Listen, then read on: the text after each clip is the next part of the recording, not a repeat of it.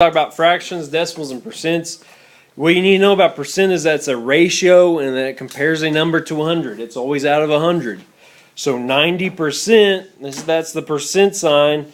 Right? You can write it as 90 out of 100, or you can write it as a fraction, 90 over 100. Right? That is what a percent is. Write this down.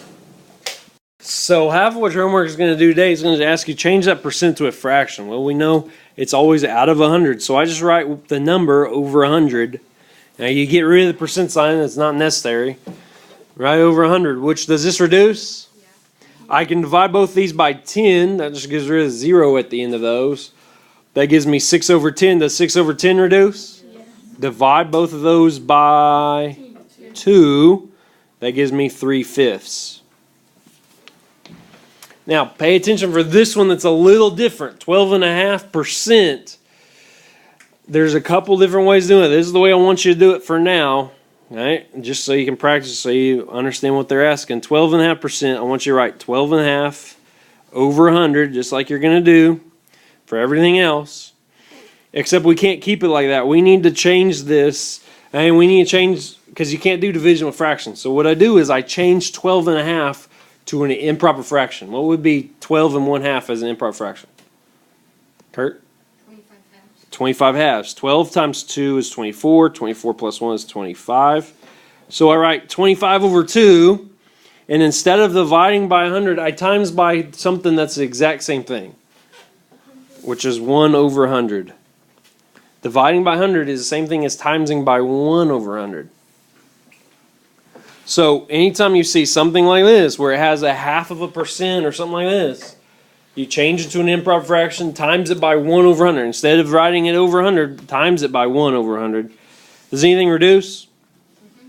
Yeah. What reduces, Alan? 125. Okay, I can take 25 out of 25 and get 1. I can take 25 out of 100 and get 4, right? I can't do anything else with top, so 1 times 1 is 1. 2 times 4 is 8. There's my answer. 20 3/4%. All right. Instead of writing this over 100, since it has a fraction, what I'm going to do is I'm going to make this an improper fraction. So 20 times 4 is 80. 80 plus 3 is 83 over 4. And William, what did I say to do if it has like a fraction as a percent? What do I do? Instead of writing it over 100, what should I do? Well, times it by 1 over 100. Good. Nothing reduces, right? Nothing reduces, so I can't take anything out of 83 and 100 or 4. So all I do is just multiply the top numbers and multiply the bottom numbers, and there's my answer. All right, so now I have a number that's less than 1. If I have a number that's less than 1, I write what they give me, which is 0.8 over 100, just like we're doing on every problem except for a couple of them. And I can't have a decimal in a fraction. That doesn't make any percent. That doesn't make any sense whatsoever. You can't have a fraction or a decimal inside a fraction. So I want to get rid of the 0.8. Does anyone have any idea how I would get rid of the decimal? Any ideas? Do what, Alan? Move it over to the right. But what would I do mathematically that would allow me to move the decimal 1 to the right? Multiply by 10. I'm going to multiply both sides by 10, which all that does is move the decimal to the right. That's good. So I got 8 over here, and on bottom I'd have 1,000. Does that reduce? Take 8 out of both of those, and you get 1 over 125, and there's my answer. Then I've got 175. So I write 175, the number over 100. And I'm going to divide both sides by 25. I'm going to reduce both these by 25. That leaves me with 7 over 4. Now, if you don't know that 25 goes in both of those, you could divide both those by 5. You see they end in 5 and 0, so 5 would go into those.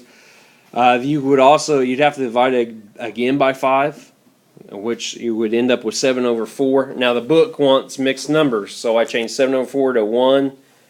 And 3 over 4, because 4 goes into 7 one time with 3 left over. Any questions?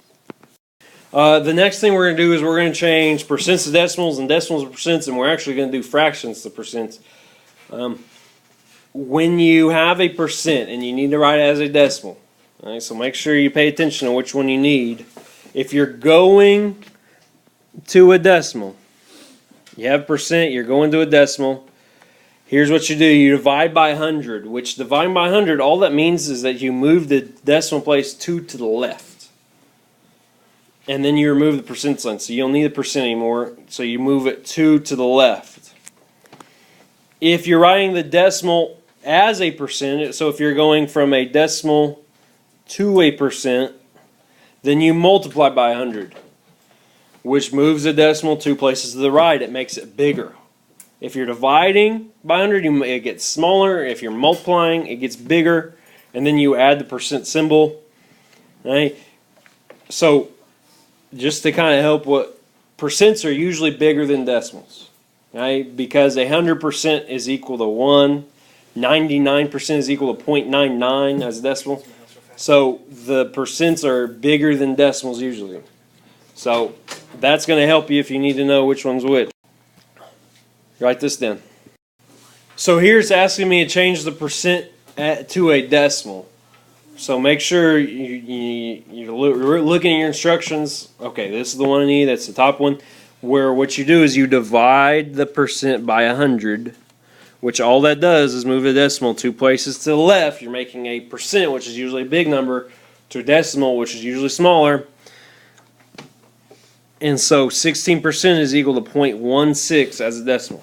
9%, I want to move decimal 2 places, so I go 1, 2. So that's going to give me 0.09 as a decimal. 9% is equal to 0.09. 2% is equal to 0.02. 0.7%, I need to change it to a decimal, so I divide it by 100. That means I moved a decimal 2 places to the left. That means I'm going to add 2 zeros and get 0.007. 537, if it's a number bigger than 100, right, you move it 2 decimal places, you're going to get 5.37. Okay? You're going to get a number in front of the decimal, which is okay. So now we're going to write the decimal as a percent. So I look at my rule, it's that bottom half of the one slide, and it said I times by 100. If I'm going from a decimal to a percent, I need to make the number bigger. So I times by 100, which moves the decimal 2 places to the right, which gives me 20%. 0.2 is equal to 20%. 3.84, 2 places to the right, gives me 384%. And 0.005 gives me 0.5%. Make sure you have that decimal. Make sure I can clearly see that you went with 0.5% and not 5%. Any questions? Alright, so last thing we're going to do is you're going to change the fraction to a percent, which we know how to change a fraction to a decimal. We've already done that. You just take the top number and you divide it by the bottom number. So 5 divided by 8. 8 goes in as 5 0 times. So I have to add a 0 to 5. Make sure you got the decimal in there. How many times does 8 go in 50? 6. 6 times, which is 48. When you subtract those, you get 2. I drop another 0. How many times 8 go into 20? Twice, which is 16. So I get 4 left over. I drop another 0. I get 40. How many times does 8 go into 40? 5 times. So, which now I've got it as a decimal. Now I know how to change from a decimal to a percent. I use my rule where I times it by 100, which moves a decimal 2 times. So 5/8 is the same thing as 62.5%, or 62.5%. Now this one was nice because it ended at the 10th decimal place. But if it doesn't, if it continues on, like this one's going to continue on, the book, at least on these problems, it says round the nearest tenth. So you go 1 decimal place. Let's do 7 over 9. Now, you can work out and see how many times 9 goes into 7. But if you remember the rule that we taught, when you have any number over 9, it does what? Do you remember? If 9 is the denominator, what happens? What kind of decimal is that? It's a repeating decimal. You get 0.7 repeating.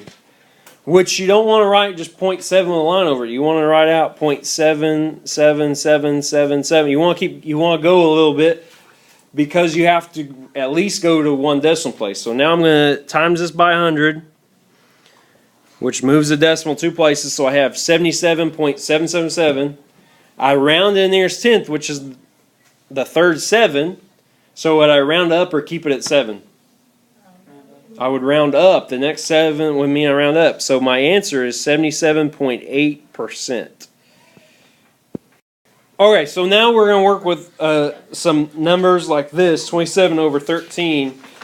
Numbers that are a little bit, or might be bigger. If it's bigger than the number on bottom, if the numerator, which is 27, is bigger than the denominator, then this is going to be like it's going to be over 100%, which if I take 27 divided by 13, when I work that out, I get 2.0769, and it continues on, but I know I need to change this to a percent, so I just times it by 100, which moves the decimal 2 places.